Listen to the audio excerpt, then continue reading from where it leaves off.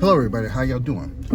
Today we're going to be talking about the implications of genetically engineered, genetically modified babies. Okay, so this really started coming to notoriety and becoming a national discussion around the mid-2000s. Prior to it was just like an idea, right? But then if you read or you read a lot of literature from MIT, Massachusetts Institute of Technology, and their technology review articles, and you do a lot of other journal searches, you see that they have really been pumping more research, more data, more analysis and discussions about this topic of genetically engineered, genetically modified babies. And what it is basically is they have figured out a mechanism and if you're not familiar with it, research it. It's called CRISPR. Many people know about CRISPR already, but it's CRISPR. And what CRISPR does is it allows, basically, it's considered like it's like an enzyme that, when introduced to the genome, the human genome, your DNA sequences, it scans up and down the DNA for a specific sequence of your DNA nucleotides.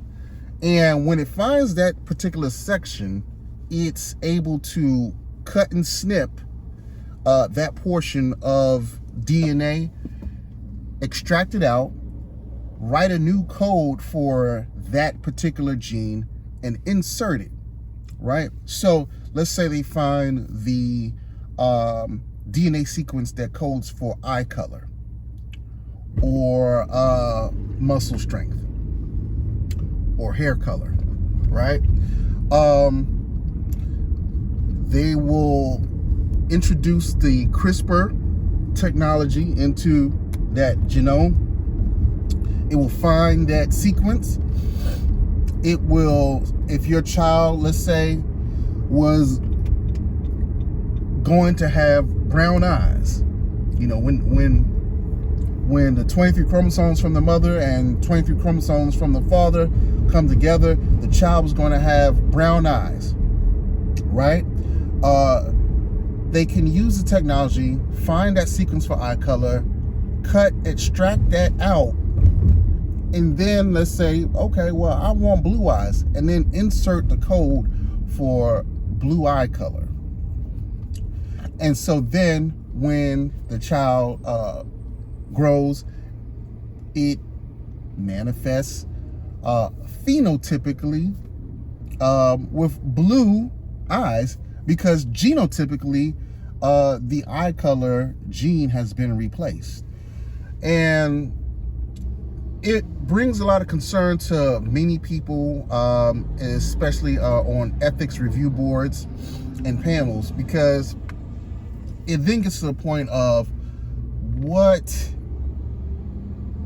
sacred, what can be exploited, what will be perverted with this availability of technology. And the thing is, CRISPR technology is widely available. There's so many tens of thousands of scientific laboratories all across the country. And if we were to talk across the globe, you might be talking about millions of scientific laboratories that have CRISPR technology at their fingertips. And so what they've been doing with it traditionally, excuse me, it's allergies. What they've been doing is they've been using CRISPR to work with, excuse me, microorganisms, bacteria, fungus, viruses, parasites, all these different things, to see, you know, basically how they can manipulate these microbes and microorganisms to test their pathogenicity, how virulent it could be, how long it can last, all different type of things. But now that you can apply this to babies, this is where you open up Pandora's box, and it can get dangerous, especially when it's not regulated, right? You can start getting into a space of eugenics if not careful. You can start letting people start theorizing and postulating how these genetically modified babies are somewhat better than naturally conceived children who have been untampered, whose genetic code has not been tampered with. And so, because what it is they, and it's a thin line, because it has positive uses if done correctly, and for therapeutic purposes. For instance, there are a lot of genetic diseases. You got like cystic fibrosis, Tay-Sachs disease, Huntington's disease, sickle cell anemia. It's a whole gamut of genetic diseases and disorders that if you can just make a genetic manipulation, gene therapy, that you can solve problems of millions of people across the country that are affected by this. Not only the patient, the patient or the baby that is born with it, but also the family that has to provide care for these children, the exorbitant amount of money it costs to provide care and hospital care and health care for them over the long haul. It's a lot. So I get it, and I understand it. But watchdogging it is the big thing. Watchdogging it and having ethics review panels to make sure this stuff is not exploited and, like I said, perverted.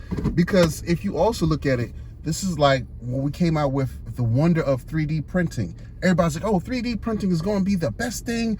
We can make products. We can, do this, that, and that, and that. And 3D printing is the future. And then what happened? You have the perversion of the science and the technology. And what's one of the biggest problems we have right now? 3D printing guns. So what starts out as a well-meaning and beneficial technology in the hands of the wrong person and people, and the perversion of thoughts and minds, you take something that can be of benefit and you weaponize it. You turn into an instrument of destruction, and a method of destruction. And so now you have this proliferation of 3D printed guns with no serial numbers that can't be tracked, traced, and we don't know exist, yet they are popping up in crimes and murders all across the country. So same thing with this genetically modifying of babies using the CRISPR technology.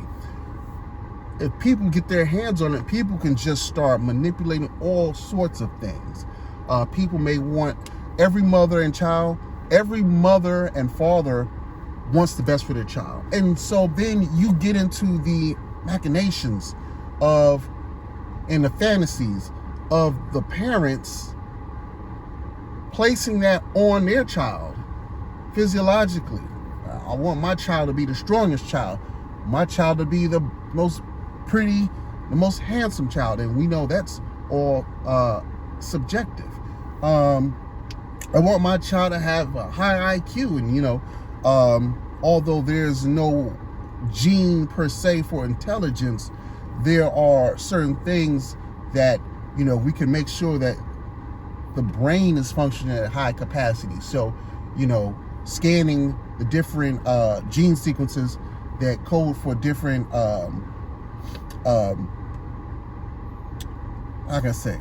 organelles within the brain, make sure that they're functioning properly. Like you have the hippocampus and the amygdala, and the hypothalamus, all of that. Just making sure all the organs are functioning properly is giving your child the best chance of having a high IQ. And these are things that we have to think about. And so then also is, once you start doing this, if they're able to somehow, as as time progresses, as the future progresses forward, you have to start thinking about, well, listen, if